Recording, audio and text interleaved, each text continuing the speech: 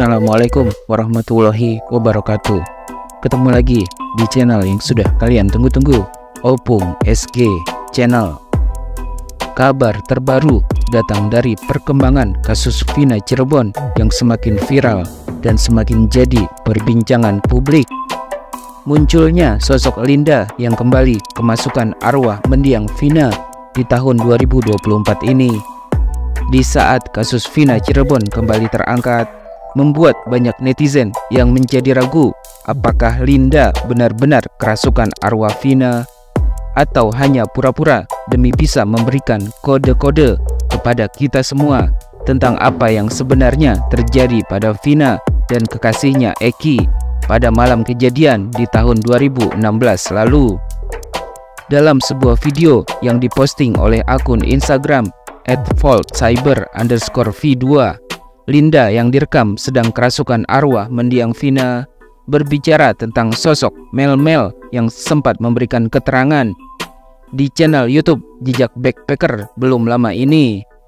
Dalam video tersebut, Linda yang katanya sedang dirasuki arwah Vina meminta agar orang yang bernama Mel-Mel itulah yang harusnya diperiksa pihak berwajib.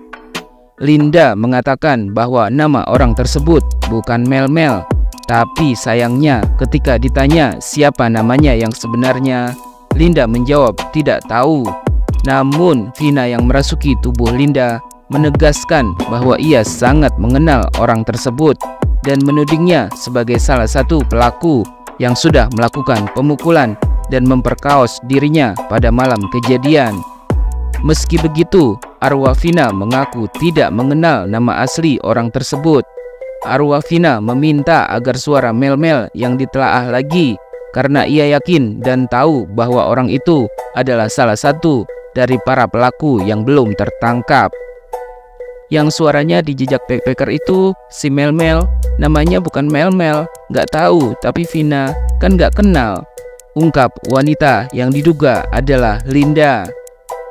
Lewat Linda lagi, arwah Vina meminta agar pihak berwajib segera memanggil dan meminta keterangan dari orang bernama Mel-Mel tersebut.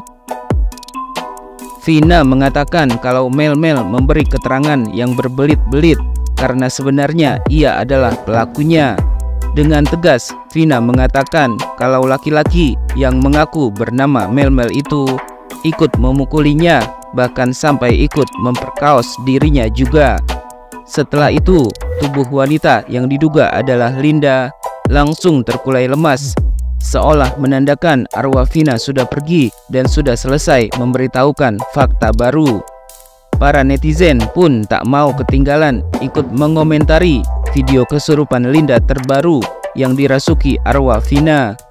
Ada yang percaya kalau Vina sedang mencoba memberikan informasi lagi lewat Linda. Namun ada juga yang merasakan kejanggalan dari video Linda kerasukan arwah Vina yang terbaru itu. Mungkin dia tahu apa yang terjadi sebenarnya, cuma terlalu takut terlibat, jadi pura-pura kesurupan. Kan udah dapat perlindungan dari pihak hukum ternama, kok masih takut? Ujar seorang netizen. Arwah Vina sejatinya sudah berada di alamnya sendiri, sedangkan yang masuk ke badannya Mbak ini hanya korinnya. Setiap manusia pasti punya korin yang menjaga atau memberi firasat ke badan kita. Korin Vina kemungkinan belum terima karena badan yang ia jaga diperlakukan dengan sangat tidak baik. Memang tidak bisa dijadikan landasan hukum, tapi boleh juga dong diselidiki apa yang dia bilang. Selidiki lagi Mel-Mel. Emang benar juga di kesaksian Mel-Mel itu janggal. Kenapa dia berani membeberkan cerita ke konten kreator? Ujar netizen yang lain. Kalau menurut aku, itu si Linda bukan kerasukan sih. Itu Linda udah ketakutan karena bakalan terungkap kalau dia juga otak pelakunya. Dia itu selama ini bukan kerasukan, tapi udah depresi, ketakutan akan kesalahan dia sendiri. Makin kesini, makin kesana, makin terungkap, ujar yang lainnya. Kalau gue nggak percaya dia kesurupan kok serapih dan sekalem itu. Selama gue hidup dan menyaksikan orang kesurupan, nggak terlalu kalem gini. Pasti ada gesekan astral yang membuat mediatornya kejang-kejang. Sekalem-kalemnya almarhumah Vina waktu masih hidup, kalau udah meninggal beda sifat pasti. Terus itu pas keluar roh Vinanya tiba-tiba keluar sendiri, pingsan. Tidak semudah itu keluar masuk tubuh orang hidup, say, ujar seorang netizen. Keren ternyata arwahnya almarhumah Vina, update nonton YouTube juga. Baru kali ini lihat orang kesurupan ceritanya detail dan terstruktur gini. Bukannya terbata-bata karena dia menggunakan tubuh orang lain sebagai media. Gue juga nonton, orang kerasukan mah bukan seperti ini. Kalimat yang digunakan seperti telaah lagi, lucu aja dengan tata bahasa yang resmi digunakan. Gaul juga nih arwahnya ya. Terus yang kerasukan yang di film, ada kata-kata yang bilang kalau dia nggak tahu karena dia pingsan. Emang orang udah meninggal itu tahu ya kalau dia pingsan? Tidak masuk akal, ujar netizen lain yang merasa curiga. Si Mel buka suara karena dia tahu dan mendapat kabar bahwa si Linda sudah dalam perlindungan tim Hotman Paris. Jadi dia buka suara duluan menjatuhkan Linda. Supaya apa? Supaya saat Linda buka suara, Linda bisa dituduh netizen sebagai playing victim. Paham gak? Kayak yang sebelumnya berkoar-koar salah tangkap, pas DPO ketangkep. Netizen jadi ikut-ikutan nuduh salah tangkap. Karena pengaruh si itu, masa nggak paham? Sahut yang lainnya. Sebelumnya, akun Instagram @voltcyber_v2 juga mengaku menemukan fakta yang mengejutkan yang menyeret nama produser film Vina sebelum 7 hari. Akun tersebut bertanya mengapa sampai berusaha membayar Linda yang kerasukan arwah mendiang Vina itu untuk bersembunyi dan dilarang menunjukkan dirinya ke hadapan publik. Akun tersebut bertanya, apa tujuan sang produser itu sebenarnya? Apakah ada tujuan untuk membuat film Vina sebelum 7 hari part 2? Atau ada tujuan lain sampai harus menyuruh Linda untuk bersembunyi? Sambil menunggu jawaban dari si produser film Vina sebelum 7 hari itu, akun tersebut menduga ada 2 kemungkinan tujuan sang produser menyembunyikan Linda. Yang pertama, pihak PH atau rumah produksi sengaja memelihara konflik ini untuk kepentingan mencari keuntungan pribadi, yaitu uang. Kemungkinan kedua adalah pihak PH atau rumah produksi berencana akan merilis film Vina part 2. Oleh karena itu, ia harus menjaga konflik ini agar tetap ramai demi keuntungan pribadinya sendiri. Komentar netizen pun langsung berdatangan menanggapi tudingan terhadap produser film Vina sebelum 7 hari itu. Netizen tak habis pikir apa yang terbersit dalam pikiran si produser sampai harus menyembunyikan sosok Linda dari hadapan publik. Serius nanya, produser itu siapa? Dan kenapa dia bisa tahu sedetail itu tentang almarhumah Vina sampai niat dibuatkan film? Padahal mungkin sebelum dibuatkan film itu nggak ada yang tahu juga kasusnya sekarang gimana. Mungkin udah pada lupa juga dengan kasusnya. Dan apa motif sebenarnya yang dia buat setelah 8 tahun silam lamanya? Ujar seorang netizen. Kalau kasus Vina memang viral banget di Cirebon tahun 2016, rekaman kesurupan juga tersebar di Facebook dan YouTube kok.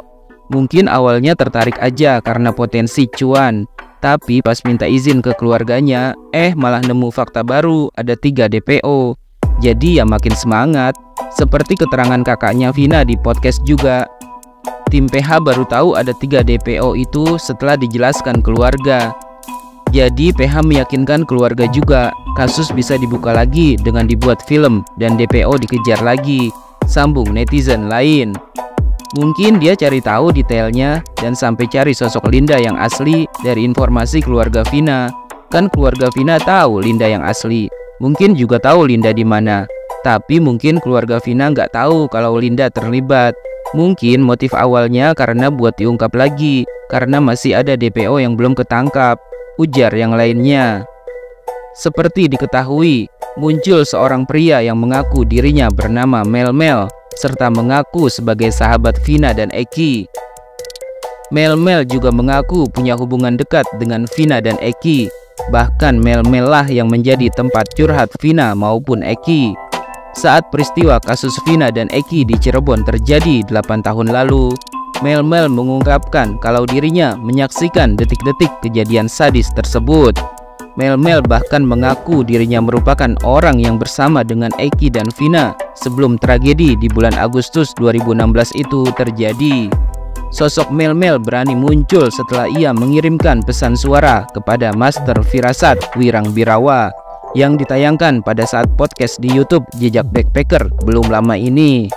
Awalnya Wirangbirawa mencoba membedah isi voice note atau VN atas pesan suara yang ia terima dari sosok yang mengaku bernama Mel.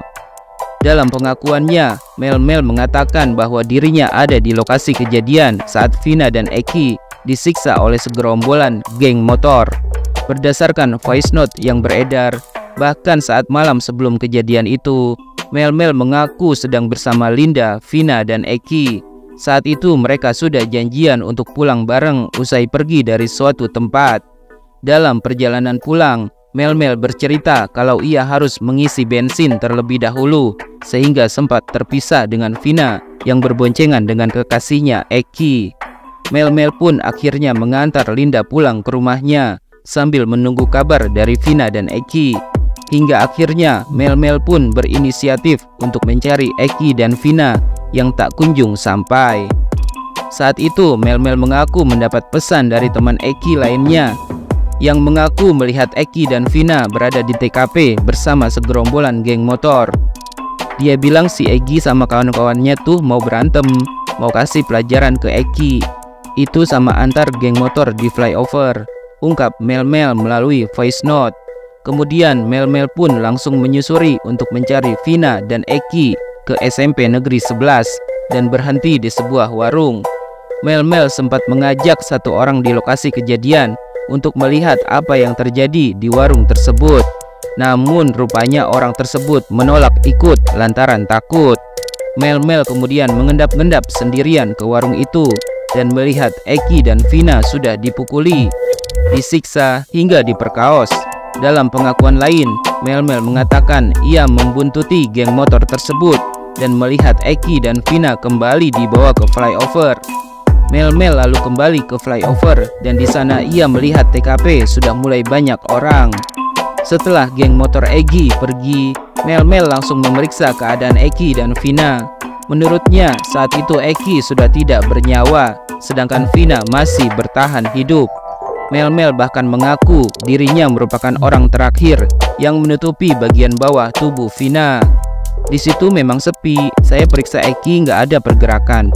Saya pindah ke Vina, dia kan setengah bawahnya itu, jadi ya saya yang nutupin. Vina masih membuka mata. Saya sempat bilang, maaf Neng, akang telat datangnya. Demikian bunyi pesan suara Mel. Mel kemudian berinisiatif mencari teman untuk datang ke rumah Vina dan menceritakan kejadian sebenarnya. Ternyata beberapa tersangka itu udah duluan ke rumahnya Vina, mengabarkan bahwa Vina itu kecelakaan, ujar Mel. Diduga merupakan saksi kunci. Mel juga memberikan petunjuk soal sosok Egi yang merupakan satu di antara pelaku. Di sana Mel mengaku melihat para pelaku dan sempat memotret sepatu yang dipakai. Lalu saya ambil foto, tapi saya nggak bisa ambil foto satu badan, jadi saya ambil bawahnya aja. Lihat itu sepatu Egi, katanya. Meski begitu, masih belum bisa dipastikan kebenaran dari pengakuan orang bernama Mel ini. Namun jika dilihat dari berkas putusan, orang yang terakhir diketahui bersama Eki dan Vina adalah Liga Akbar Cahyana atau Gaga Awad.